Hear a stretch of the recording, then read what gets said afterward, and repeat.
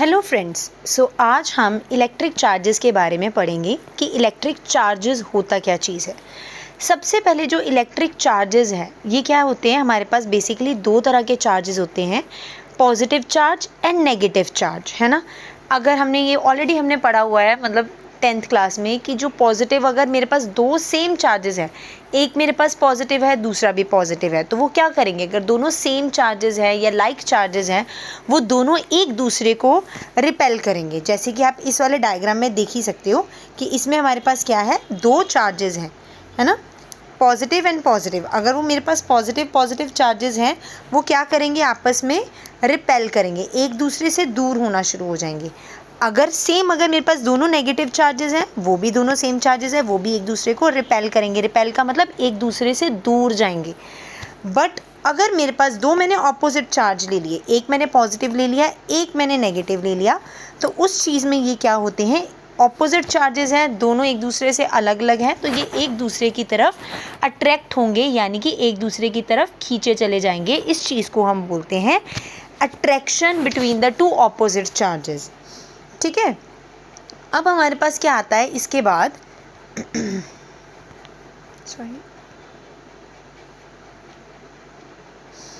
अब इसके बाद हमारे पास आती है basic properties of electric charges. ठीक है। अब इसकी जो प्रॉपर्टीज़ क्या चीज़ होती है, ये जो चार्जेस हैं, इन सबसे पहले ये चार्जेस होते हैं, ये एडिटिव इन नेचर है। एडिटिव का मतलब ये है, अगर मेरे पास एक चार्ज Q1 है जिसके ऊपर 3 कूलम का या माइक्रो कूलम का चार्ज है, ऐसे Q2 चार्ज है, सेम भी हो सकते हैं, अलग भी हो सकते हैं। पॉजिटिव चार्जेस हैं, नेगेटिव चार्जेस हैं। अगर मेरे पास पॉजिटिव है तो उसके आगे पॉजिटिव साइन लगाते जाएंगे, अगर मेरे पास नेगेटिव चार्ज है तो उसके आगे हम नेगेटिव का साइन लगाते जाएंगे। ठीक है। तो जैसे कि पहले वाले में अगर मेरे पास एक 3 कूलम का चार्ज है, एक 4 कूलम का चार्ज है, तो हम उन दोनों को ऐड कर सकते हैं, तो टोटल चार्ज हो जाएगा 7 कूलम। बट अगर मेरे पास एक क्या है, 3 माइक्रो कूलम का, और दूसरा है Q2 चार्ज है, वो नेगेटिव चार्ज है 7 माइक्रो कूलम का, तो 3 - 7 करके हमारे पास जितना आ जाएगा -4 माइक्रो कूलम, तो हमारे पास वो आंसर आ जाएगा। ठीक है। यानी कि हम चार्जेस को आपस में ऐड कर सकते हैं। नेक्स्ट इसकी बेसिक प्रॉपर्टी होती है क्वांटाइजेशन। जैसे कि हमारा नाम ही बता रहा है, क्वांटाई मतलब क्वांटिटी, कि कितनी क्वांटिटी में किसी के पास कोई चार्ज प्रेजेंट है। अब जैसे मेरे पास अगर कोई चार्ज है तो कितनी क्वांटिटी में चार्ज है, वो एक चार्ज लेके मैं घूम रही हूँ, मैं 2 चार्ज लेके घूम रही हूँ, 3 चार्ज, कितने चार्जेस हैं मेरे पास, उस चीज़ को हम बोलते हैं क्वांटाइजेशन ऑफ चार्ज या क्वांटाइजेशन। अब मुझे पता है इसका जो फॉर्मूला होता है Q = NE। Q तो हो गया हमारे पास चार्ज जो कि हम लेते हैं कूलम्ब में, E हो गया चार्ज ऑन द इलेक्ट्रॉन, क्योंकि जो चार्जेस हैं वो क्या होते हैं, पॉजिटिव चार्ज हो सकते हैं, नेगेटिव चार्जेस होते हैं। ठीक है। तो बेसिकली जो हमारे पास चार्ज ऑन इलेक्ट्रॉन की अगर मैं बात करूँगी तो दैट इज़ -1.6 × 10⁻⁻19 कूलम। अब n मेरे पास क्या हो गया, क्वांटिटी, इंटेग्रल मल्टीपल होता है जहाँ पे n की वैल्यू 0 +-1 +-2 +-3 एंड सो ऑन हो सकता है। यहाँ से हम निकाल देंगे कि किसी के ऊपर कितने नंबर ऑफ चार्जेस प्रेजेंट हैं। ठीक है। अब उसके बाद आता है कंजर्वेशन। कंजर्वेशन का मतलब क्या है, कोई चीज़ कंजर्व्ड है, कांस्टेंट है, जिसको हम बदल नहीं सकते। मतलब जो चार्जेस हैं वो कंजर्व्ड होते हैं, कांस्टेंट होते हैं। टोटल चार्ज अगर मैं किसी भी क्लोज्ड सिस्टम का, जैसे कि अगर हम अपनी क्लास की बात करें, फॉर एग्जांपल मेरी क्लास में 40 बच्चा है, तो वो टोटल तो 40 रहेगा, किसी दिन कम हो गया, कभी बढ़ गया। ठीक है। तो बट जो टोटल स्ट्रेंथ रहेगी दैट विल बी 40 की। टोटल एक बंद कमरे में 40 की कैपेसिटी है, तो वो 40 बच्चा बैठेगा। ठीक है। तो that means which means a total electric charge in a close system, हमेशा वो क्या रहेगा, 40 है, 40 से बढ़ा नहीं सकती हूँ, मेरे कमरे में 40 बच्चे बिठाने की कैपेसिटी है, तो उसका जो टोटल चार्ज कितना रहेगा, 40 रहेगा। तो यानी कि वो कांस्टेंट होता है।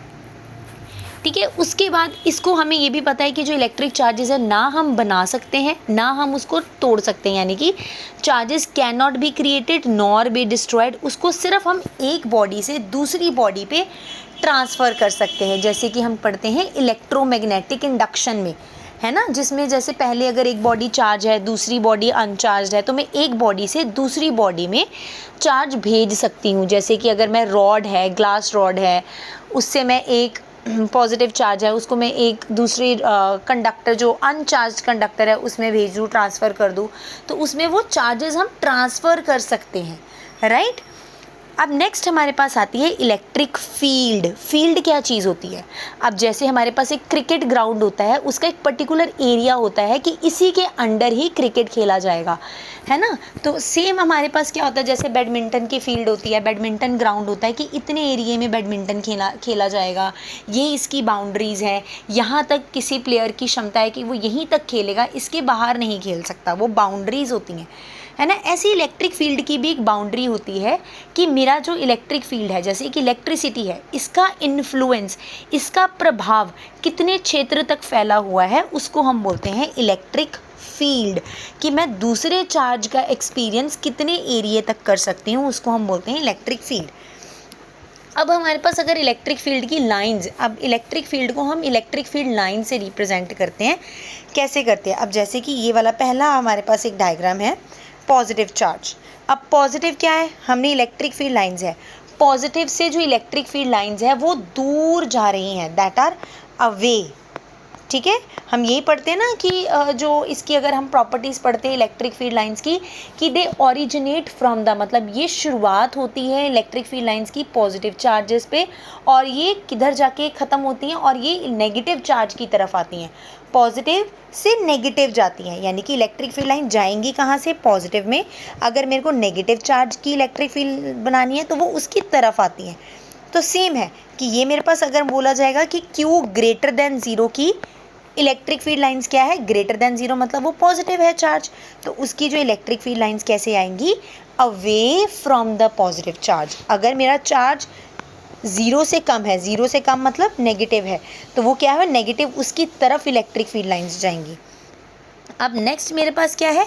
अगर मैंने दो ऑपोजिट चार्जेस ले लिए, ऑपोजिट चार्जेस लूँगी तो उनके बीच में, अभी मैंने बताया था कि उनके बीच में होती है अट्रैक्शन।